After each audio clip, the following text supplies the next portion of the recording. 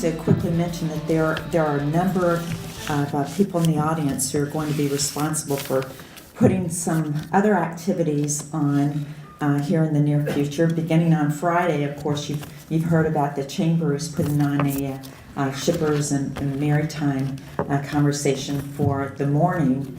And then we also have the Business Leaders for Michigan, who are a sponsor of today's forum, they're going to be holding a CEO summit it's in Detroit, Weston Book Cadillac, Detroit, and that's going to be on October the 30th, Wednesday, October the 30th. That is going to be, as they say, a power-packed day, including discussion on how should the region think bigger. So that's, we have flyers in your packets, so you can get more information on that. And then I also want to just take a minute because Jade Sims is in the room, I believe. There you go, Jade. She works with Global Edge, msu.edu, and you should have a flyer in your packet for that. An excellent resource. I mentioned them last night during a reception. They help businesses do business, and they help businesses operate internationally. So this is something that if you can't use yourself, I know you know someone you can pass it on to. So thank you, Jade. Thank you for your sponsorship as well.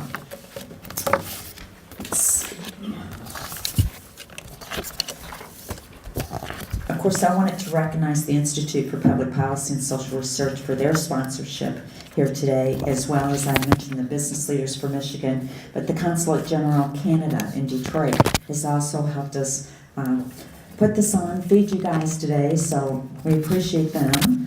And the University Outreach and Engagement, Michigan State University, J.D. Snyder, you heard from him earlier today. He's connected to the University Outreach and Engagement at MSU, as well as Ken Corey, who's in our audience today.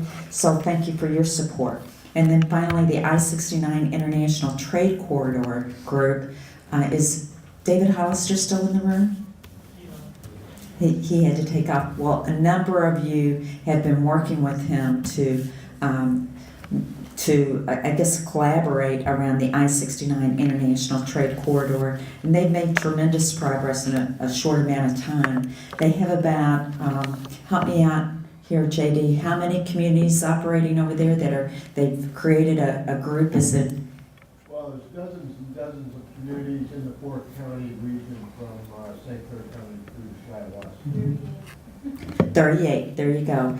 38 different communities have come together and they're teaming up to attract business and support business that's currently in that corridor. So I really needed to mention them. I'm so excited to have Ted Abernathy here with us today. Ted is the executive director, has been the executive director of the Southern Growth Policy Board, and it's a group of governors that he is helping, the Southern Governors Association. He's helping them to develop this new economic strategy. He's also working with other organizations in Arkansas and South Carolina as well as North Carolina to help them come together and focus on a number of things, higher education being one of them, but also just how to collaborate. What does that look like? And so thank you for joining us. We have been waiting to hear from you.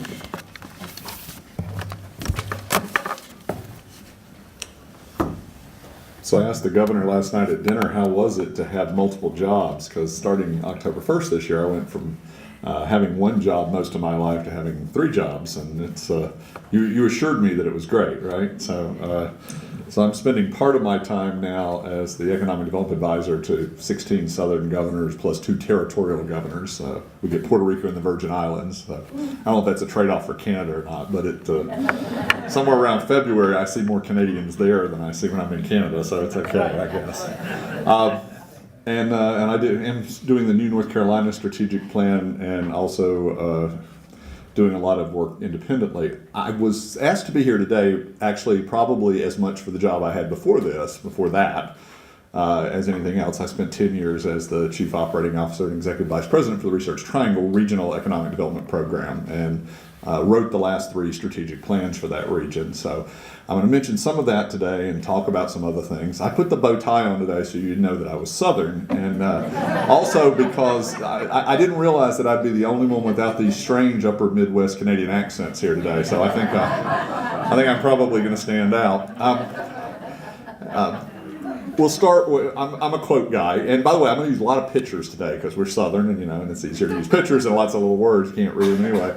Too often we enjoy the comfort of opinion without the discomfort of thought. It's one of my favorite quotes, and we are making a national sport of it in America these days. So today my goal is to try to help y'all, just provoke you into thinking somewhat.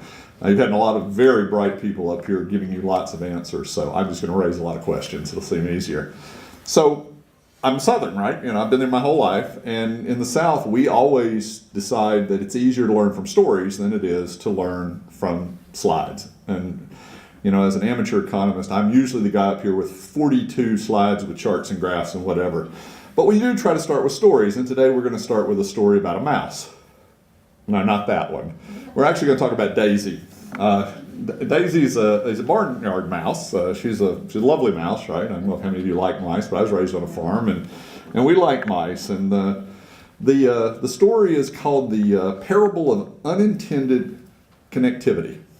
And so this is the parable for the Great Lakes region, both the Canadian side and the American side, to remember. And Daisy, one day, Daisy lives in a farm, and she's the part-time barn mouse and part-time house mouse. And one day, Daisy's running around her house, and she notices that the farmer's wife has come home with a new bag of groceries, which is good news for Daisy because, the groceries laying around is pretty good. But then she looked up onto the counter and saw that the farmer's wife had unpacked the unthinkable, a mousetrap. And Daisy immediately was panicked, but she's a pretty old mouse and she has lots of friends, and so she ran out into the barnyard and started screaming, "We've got to do something, we've got to do something. There's a mousetrap in the house." And she walks up to one of her best friends, the chicken, and says, we got to do something. And the chicken looked at her and said, "Why?" Daisy said, "Well, this is serious. This is a mousetrap." And the chicken said, "Well, I don't know. I mean, I don't ever get to go in the house. I'm not sure really if it has that much to do with me." And Daisy's like, "Oh, she's my friend." So she runs next door to the pig. And the pig's an old sow, and she's a nice pig. And she says, "Well, Daisy, I feel bad for you. You can come out here and stay with me if you want, but we got a lot of piglets running around, and you might get trampled, but I'll do anything I can, but I don't know what to do. It doesn't have anything to do with me." So she runs over to the dominant animal in the barnyard, the cow, and she says, what can I do? What can I do? We've got to stop this. This is catastrophic for our whole barn. And the cow goes, "Well, Daisy, I'll pray for you and I'll say good words for you, but there's just nothing I can do. It doesn't have anything to do with me." And Daisy goes back in the house and cries for the next 3 hours.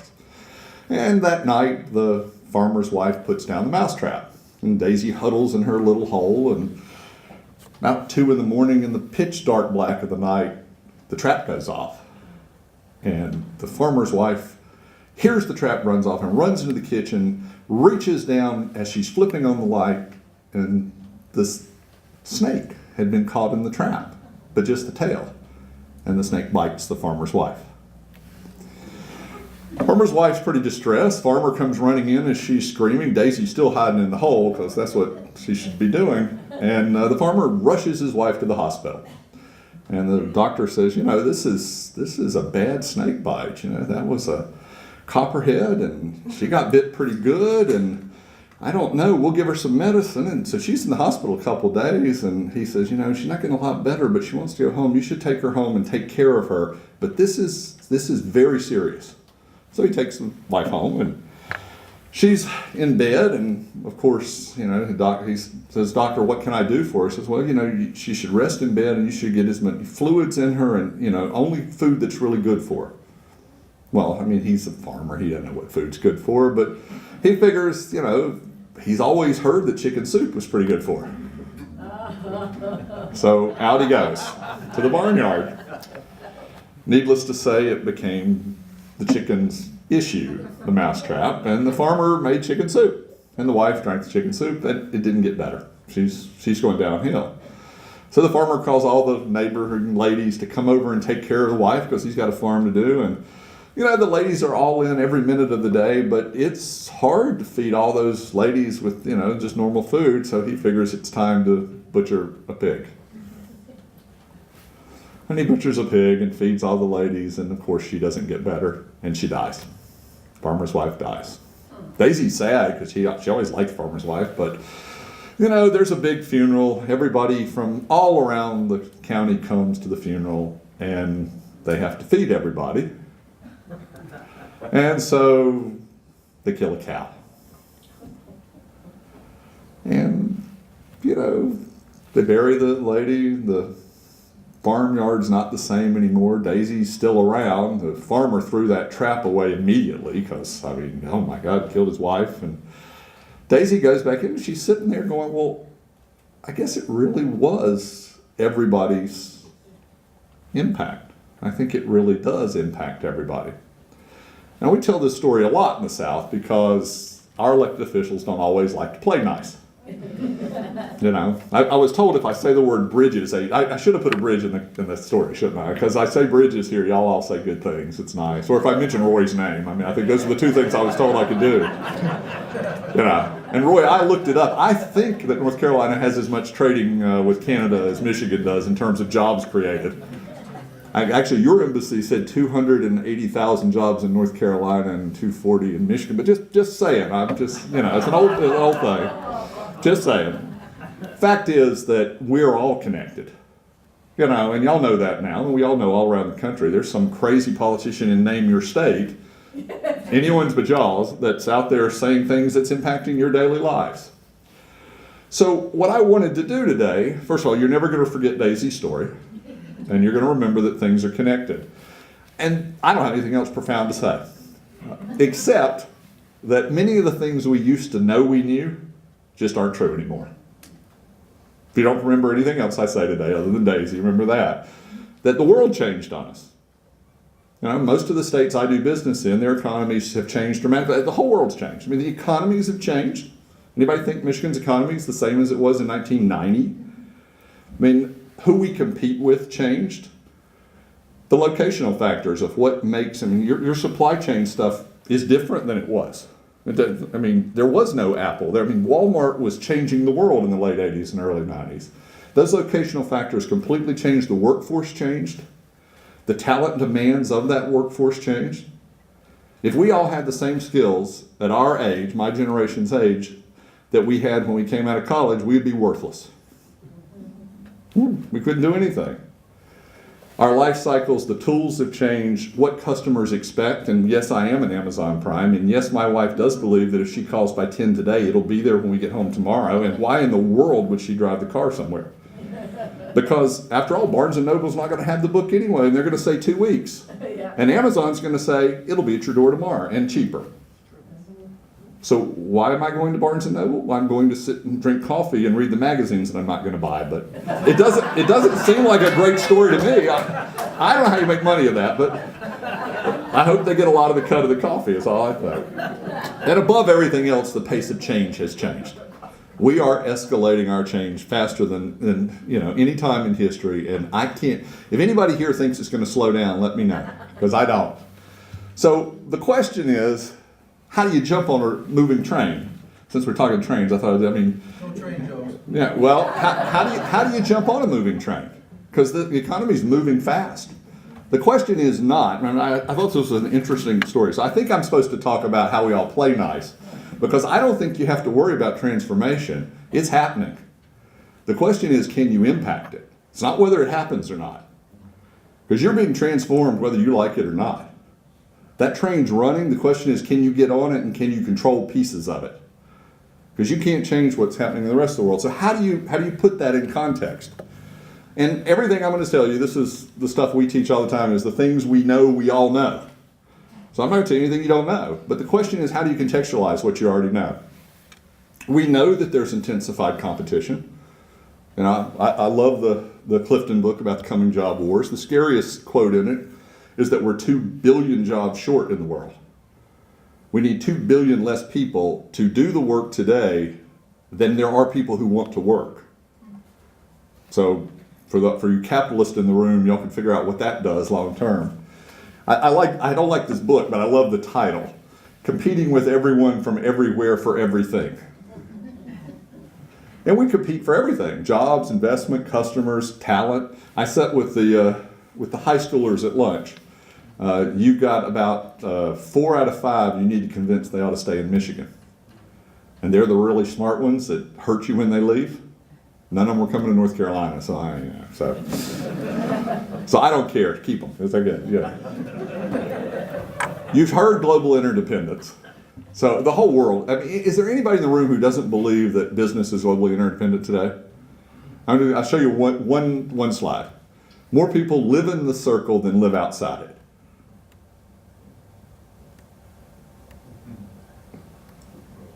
Kind of interesting, isn't it? More in the circle than outside it.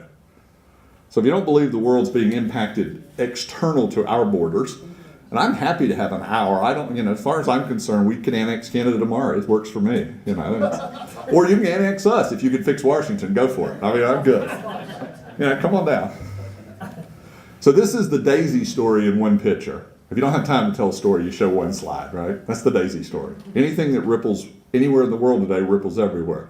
Think about this. About a year ago, we'd get up in the morning and look at the newspaper, or in my case, turn on my iPad to see what the Greek public workers were doing to understand how our 401ks were going to do that day.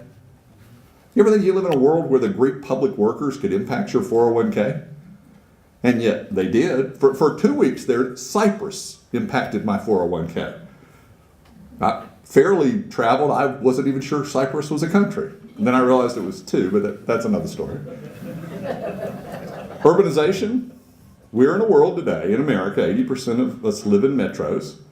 60% of us live in metros of 1 million or more. And so in my world in the South, this is the scourge right here. Not that I love metros, they're great. But I've got, a third of all the southern population who live in rural areas. And I can't find one of these trends that have those areas getting better. Agricultural commodity prices maybe, but still tough. That's the competition. That's Detroit's competition, but it's also Lansing's competition. And it's also the UP's competition. That's who we compete against every day. 30 years ago, Southern Growth wrote a book called After the Factories. And this is the 30-year anniversary. We have this great quote on the first page that says, "We're beginning to notice in 1983 an alarming decline in the non-metropolitan South." It sounds very quaint today, but back then everybody's like, no, stuff's going to spread out. Technology is going to allow every rural county to be the same as every urban county. It didn't work. Corporate reinvention. I mean, there's corporations don't look like corporations looked. They don't employ like they employed. They use outsourcing, and I'm talking outsourcing of core functions more and differently. Today, I love this. Careers now are complex, fragmented, specialized, collaborative, and ever-evolving. Like I said, Governor, you're my idol now, so can I have 9 jobs and be as happy as if I had one? I don't know. I keep having this vision that then if you don't work for anybody particular, then nobody's going to interrupt me on the golf course. And I don't think that's right, though. More than anything else, technology is rewriting every rule that we have. I love McKinsey's report this year on disruptive technology. I don't know how many of you read it.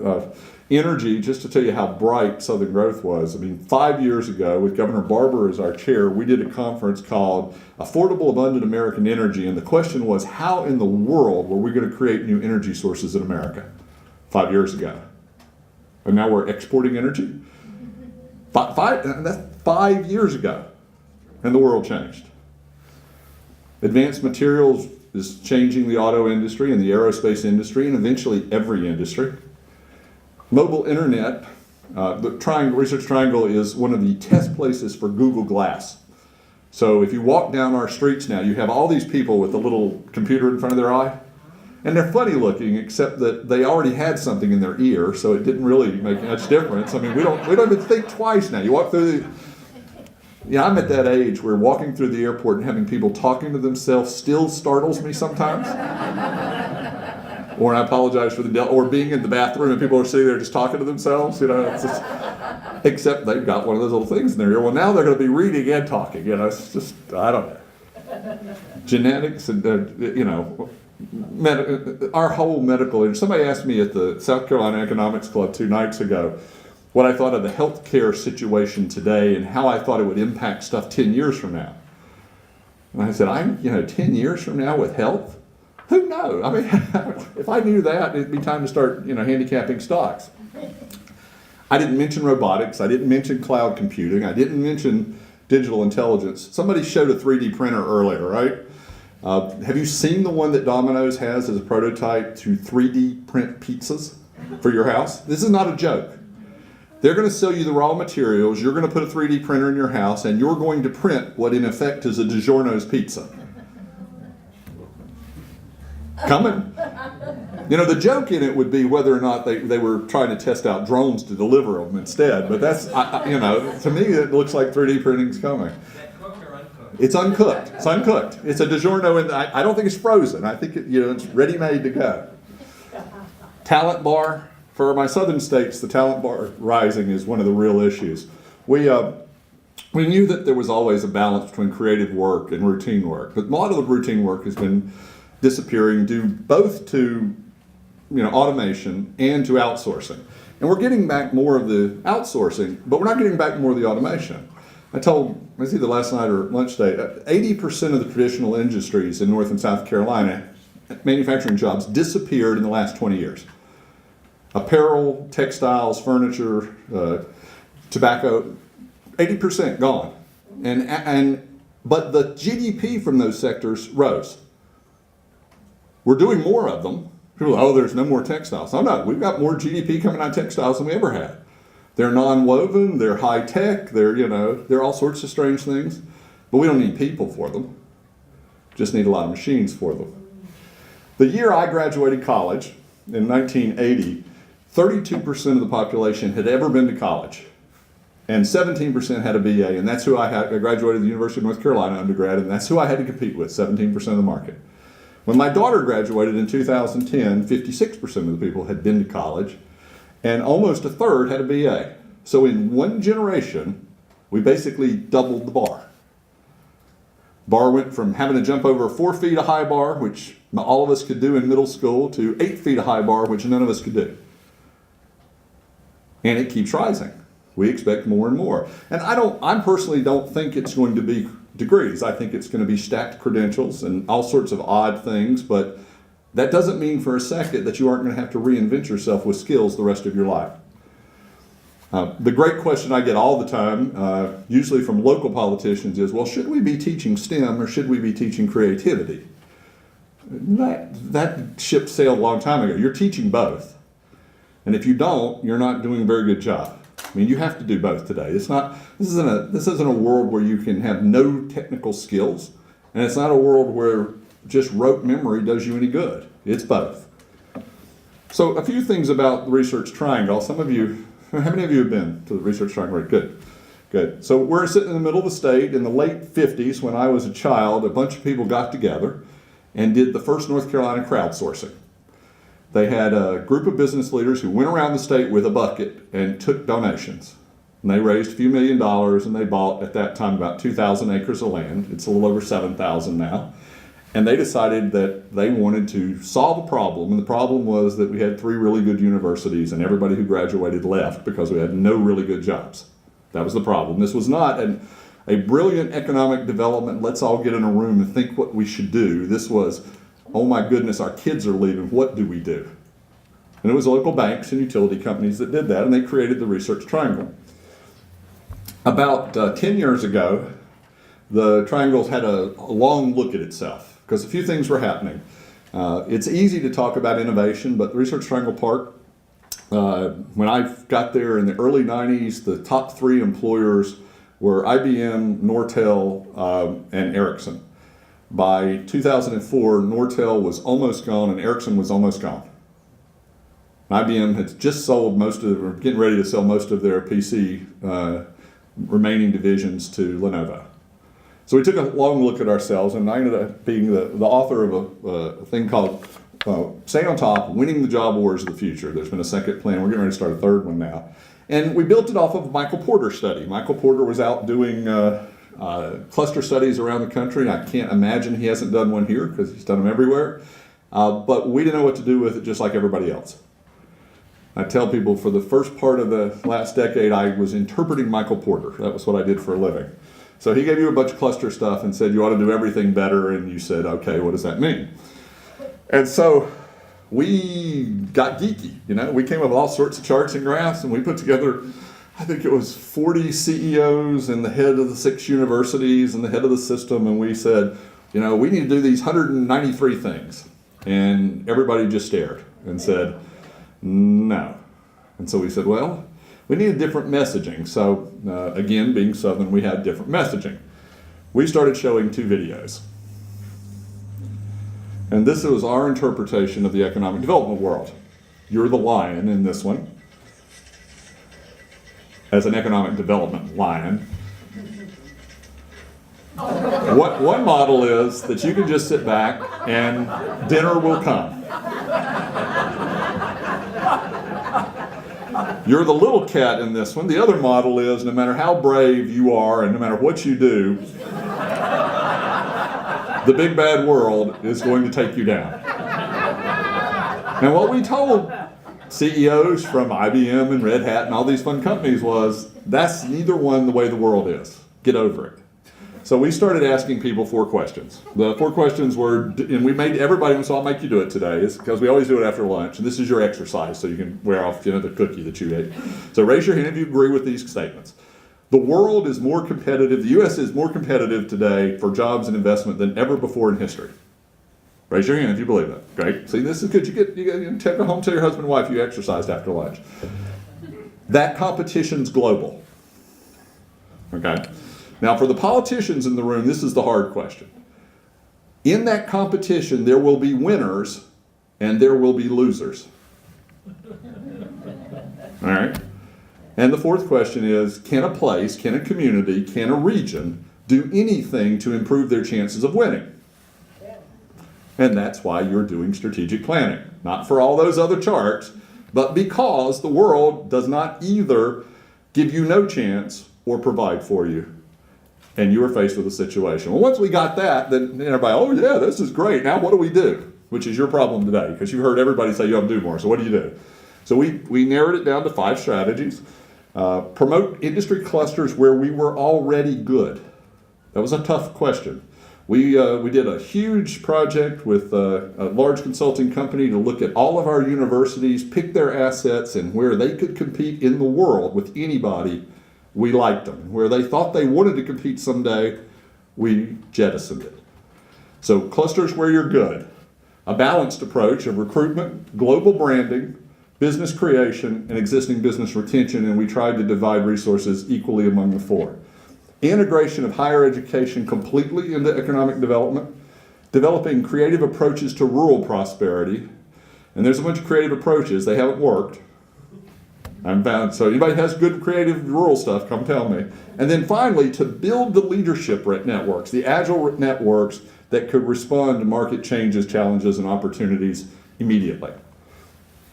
We did this methodology to look at the size of markets, the strength of our R&D base, the prospects for job creation in different industries, the nature of the research, future funding trends we thought from the federal government, and the sustainability of job growth, and picked a series of clusters that we thought we could be good at. We mapped everything by county and looked at it by urban, rural. We did all sorts of geeky tech stuff and did not tell the world what they were because they tune us out in about 6 seconds. And mapped every cluster where all the jobs were, where all the firms were across the whole region. Then we showed them this map, which said that we're really good at IT and we're really good at bio and we're really good at knowledge creation. And right in these intersections around analytical instrumentation and gaming theory and medical software and bioinformatics, that's where we want to focus. Everyone went, oh, okay, whatever you want to do, you're going to be held responsible for it. So we're going to count and see if you did a good job. But that's where we started focusing. What we didn't tell them is inside pharmaceuticals, everybody, at that time, 44 states were targeting pharmaceuticals. Well, we decided we were better off targeting proteomics, that around biological agents, it was sensors and data management. Around pervasive computing, it was sensors, wearables, medical devices, injectable nano machines, photonic sensors, distributed computing, analytical stuff. We got down 2 levels, but that never appears on anything except the internal documents, internal marketing, because honestly, it doesn't do you any good to target generics. You don't know who to go talk to. I mean, and I will go ahead and I'm sure that Michigan or somebody that y'all love has advanced manufacturing as a target. I don't have any idea what I do with the idea of having advanced manufacturing as a target. That would be like saying, I'm going to go out to eat tonight and I want to go somewhere that has food. I mean, okay. What's the next question, right? We ended up doing a series of other plans, some really deep dives in emerging intersections of bio, some global stranding, but we didn't stop at one thing, kept digging deeper and deeper to find out what to do. We got the universities to agree that they wanted to focus on specific things also, and worked on the balance between that. These are allocations of legislative funding by clusters from our legislature. There are 43 chambers in the Research Triangle region, got them all to agree on one legislative package to go to the General Assembly and said, here's the investments we need this year, and here's the investments we need over the next 5 years, and this is what we're going to ask you for, and we're not going to ask you for anything else. So one of my other favorite people is Mark Twain, and the secret of getting ahead is getting started. And so I thought I'd share with you why I think what I've seen when we've worked across the South, and this is the Research Triangle, and I've worked in Mobile that does pretty well, in Charleston and upstate South Carolina and Huntsville and Northwest Arkansas, and there's a lot of places in the South that do pretty well. I've also worked in Sioux Falls and northern Colorado and a bunch of places outside the South who find a way to get their path forward. Why places succeed, I think, and others don't, first is that they understand and they embrace the fact that this is hard. It's a journey. They know that the future looks like that. What they're trying to do is this. They're not trying to make it simple. I know some of you probably adhere to this idea that if we could just make it simple. It isn't simple. If you just make it simple, you just gloss over all the stuff that matters. It is not simple. There might be 1 or 2 things that you want to focus on, and you can get those down to simplicity, but getting goods and services from Canada to New Orleans isn't simple, no matter what you may make it simpler, but there's nothing simple about it. Having water quality in the Great Lakes is not a simple proposition.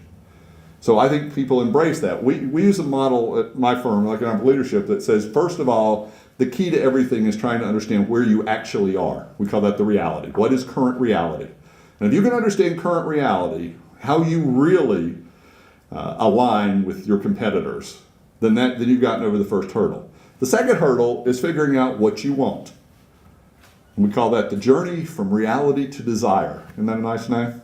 What's your desire? Because if you don't know where you're going, y'all heard this, you don't know where you want. So that's all the easy part, right? Where are you? And somebody in this room has done 1,000 charts really telling you where you are, and you've got to embrace that. Where are you honestly? Where do you want to be? And then, this is the moving train part. So you know where you are, the train's coming through Lansing, and you're trying to get, to Memphis. Well, now you have to put that through a set of filters around your context. How your region, what does that mean to know where you are? What's the context of that? What is the direction that you want for your people? I'll give you an interesting fact. In Michigan, I think, is ranked 4th in the country in jobs that pay middle wages.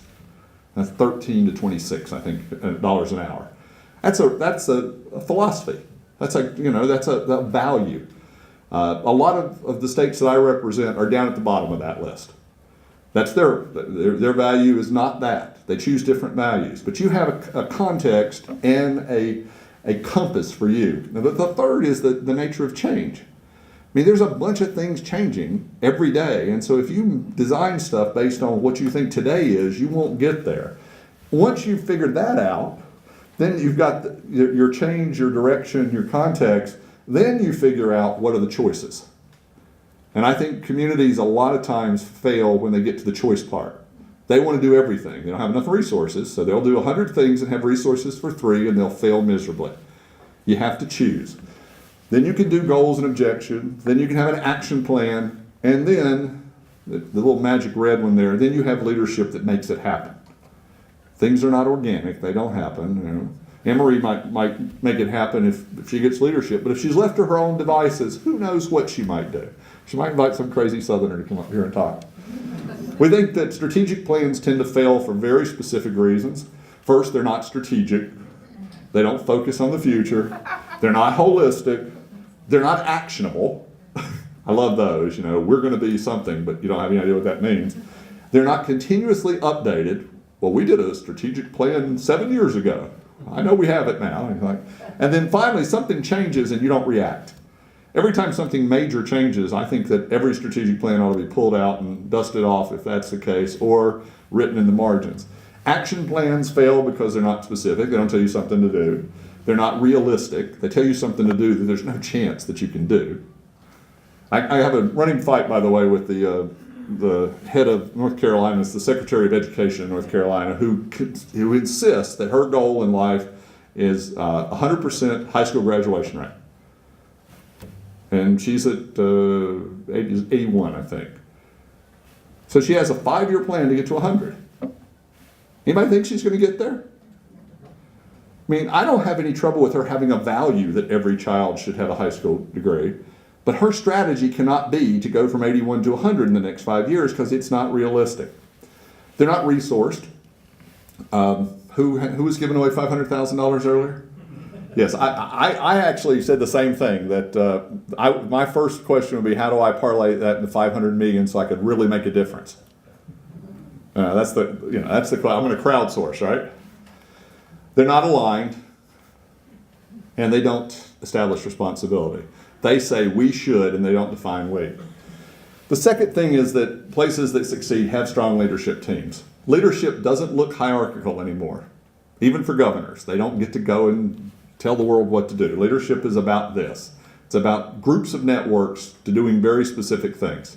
And if there's some group people who have been mapping entrepreneurial networks around the country, and there are these mavens in there that have a lot of people connected to them, and so you might be one of those things. But the fact is, leadership is different.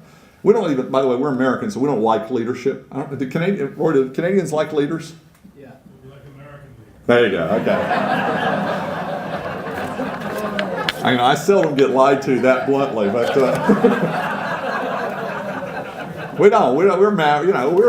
we're cowboys. We don't like leaders, but we do want someone we trust to make sense out of all that crazy stuff that gets up and tells us. And we do want our leaders to do something that helps us. We don't want them to do something that helps you. I want to do something that helps me. And so leadership is partially about aligning to help the individual. We don't want you thinking inside the box anymore. And there's some secrets of leadership, but they tend to continuously learn. Good leaders today have a great tolerance for ambiguity, because they have to, complexity and change. And they also could tell the narrative. Somebody mentioned this early this morning, that leaders can actually tell you about a place. If you come to the Research Triangle, I can guarantee you that if you ask 100 people, well, why are you also, doing so well? You're going to hear almost, no matter how long they've been there, you're almost always going to hear, well, we have 3 great research universities, and we have a lot of homegrown entrepreneurs that have gotten big, and we have a balance between the quality of life and the cost of doing business. That's the message. And everybody's going to say it. They're going to talk about that narrative. They're going to talk about high levels of education and all. Well, if a place doesn't know its narrative, if the Great Lakes doesn't have a narrative, then you are letting, I think I wrote this down earlier, we tend to brand places by letting some ignorant person tell us what our brand is. Whether or not that's if y'all don't like the Rust Belt, that's fine. I actually don't think your brand's as bad as y'all think it is, but that's, but I'm from outside. But if you're going to let somebody brand for you, then so be it. They're going to brand you in a way that benefits them, not benefits you. So be able to tell that story. Jack Welch said, good business leaders create a vision, articulate a vision, passionately own the vision, and relentlessly drive that vision to completion. Teams, today, I think the hardest thing we do today is find leadership teams that operate well. They have to have high expectations. Sam Walton said that the secret to all success is high expectation. But clear purposes, structured processes, trust, I'm going to talk about that in a second, accountability, and again, that honest reality. They practice collaboration. Y'all are doing a great job of that today. Collaboration is the act of working with one or more people to produce something or create something usually that you can't do by yourself. And in the South, we say collaboration is an unnatural act between unconsenting adults. You're forced to do it most of the time. So I'll give you a few. I've done a lot of writing for the American Chamber of Commerce executives on collaboration. And so here's a few rules that I think I know now. People and organizations collaborate when it's in their interest to do so, period. First rule of collaboration, period. If you want someone to collaborate with you because you want them to collaborate with you, you're done. They might come to the meeting because one of you is nice and played golf with them, or we're in the PTA with them with their child or something. But they're not going to collaborate unless there's something in it for them. Second is where you stand always depends on where you sit. And therefore, if you aren't getting something, if you want to, well, I don't understand why those people from Indiana talk that way. It's because they're from Indiana. And they see things through a lens of Indiana. When the crisis exceeds the complacency, you get more cooperation. You do. People collaborate when there is some chance of success. Do not design programs that are going to fail and expect people to want to enthusiastically be on board. And then finally, collaboration is based on trust, and trust takes time. There's a book that was done by the Council on Competitiveness called Regional Leadership, and it talks about how, it'd be a book I'd recommend to you, on how leadership is now more networked than formalized. When people think about collaboration, they think about royal weddings. We're gonna be married, we're gonna spend the rest of our lives with each other. I tell everybody to think about a habitat house. Collaboration is about having some plan that you know your piece of and have agreed to do. The Duke and Carolina basketball teams build a habitat house together every year. They don't like each other. Sometimes they don't even show up on the same days, but they build a house. And somebody in our community gets a habitat house. They have success every year. They collaborate every year. They don't love each other in a year. Collaboration is not about love. It's about outcome. But never forget that activity is not results. Don't confuse the two. Groups take time. Find yourself a psychology professor, they'll talk to you about the evolution of groups, but they go through a familiarity, they go through personal connections, common language, shared vision. Eventually, they get to trust. Groups fall apart fastest because you put them in a room and you say, we're going to let you risk something of your reputation or money to get to this outcome. And oh, by the way, let's go around the room first and introduce ourselves. And trust is based on either past behavior, on some understanding of capability, or the fact that they're saying what you already believe. There's an alignment issue in trust. If I tell you something you are sure is right, then you trust that I'm right. Collaboration starts from a flat ground of nobody doing anything together. People can do individual stuff, and that creates impact. They can coordinate their individual stuff, and that creates more impact. Or they can create synergies that have collective impact. But a lot of groups have the other way. They have disruptive impactors, people who are trying hard not to make this happen, or destroying impactors. I'm not playing. So if you're doing a Great Lakes group and one state says, nope, not unless I get my way about something, you have to decide whether that's worth doing or not. Fourth thing is they focus on the future. There will be changes in economies, political choices, competition, and industry trends. Any group that's going to be successful is going to have to be looking down the road. And then finally, they make choices and take actions. They don't just sit and worry about the choices they have to make. Napoleon Bonaparte said a leader is a dealer in hope. Leadership is about letting other people believe that you're going to be successful. So after all of that, so what? This is the sign that's in my office, that exact sign. So what? People bring stuff to me and, all right, so what? So what is that there are choices for you to make as you go forward. And so having not had anything profound to say, I thought I'd give you just a few things I think I've learned to believe over time. First is that urbanization is having a greater impact and that spreading the wealth as a public policy today is very hard to do and very expensive. And I didn't hear a lot of rural issues come up today. I thought that was interesting. In South, I wouldn't have got 5 minutes in today's forum before somebody from a rural place would have said, what about us?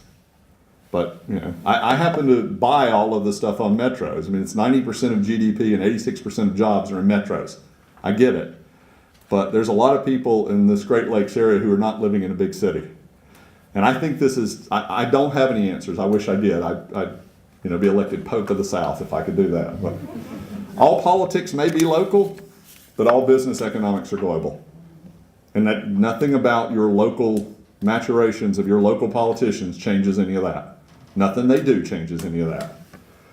Regional economies differ within states, and investments and policies that strengthen one might weaken others.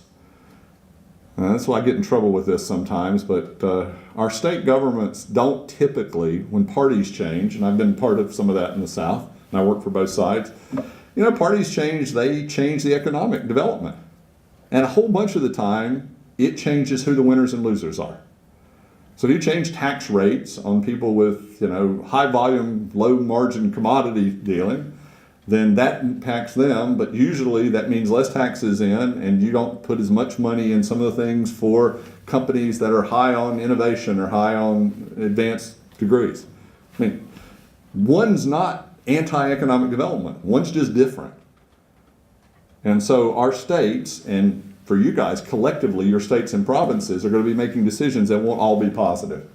Public policy is rarely about finding an answer and almost always about making a choice. Everybody went, well, what's the answer? Well, the answer is if you do this, you get this, and if you do that, you get that. Which one do you want? And then finally, no matter what we do today, tomorrow we'll have to do it again faster and smarter. So final quote, my favorite guy to quote, and I think the best quote of the last 50 years is Mike Tyson. And Mike Tyson's famous quote is, everyone has a plan till they get hit in the mouth. So the U.S., we seem to be punching ourselves these days, but certainly the Great Recession was a big smack to everybody. So I'll end with the last little video clip for you.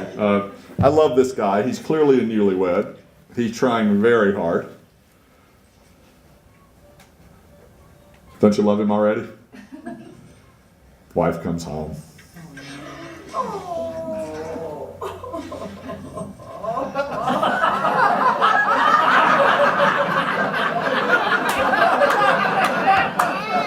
So,